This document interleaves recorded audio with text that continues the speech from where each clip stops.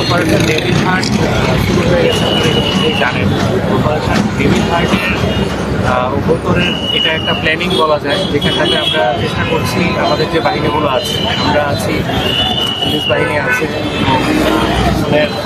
President আছে, সমন্বিতভাবেই আমরা চেষ্টা করছি যে বিশৃঙ্খলাগুলো হচ্ছে বা বিভিন্ন রিপোর্টগুলো যেগুলো আমাদের আসছে সেগুলো সরজমিনে ইনভেস্টিগেট করা এবং সেগুলো সম্পর্কে প্রয়োজনীয় তথ্য সংগ্রহ করা এবং একটা জনসচেতনতা তৈরি করা সেটার জন্য। এবং আমরা যে মাঠে আছি, আমরা মাঠে কাজ করছি, পুলিশও কাজ করছে।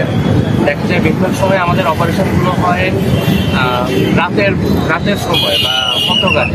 ওই টাইমে দেখা যায় যে আমরা অপারেশন করছি, কাজ করছি ঠিকই, বাট সেটার সাধারণ মানুষের মধ্যে একটা ধারণা হতে পারে যে আমরা কাজ করছি।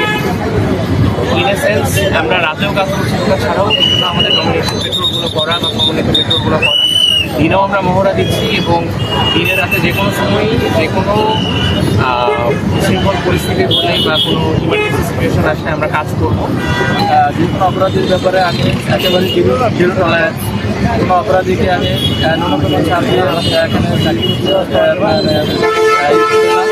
আমি সব ধরনের অপরাধের ব্যাপারে আমি সবসময় প্রস্তুত, যেন এই দাগনভূঞাবাসী যেন শান্তিতে বসবাস করতে পারে, তাদের যানবাহনের নিরাপত্তার দায়িত্ব আমার।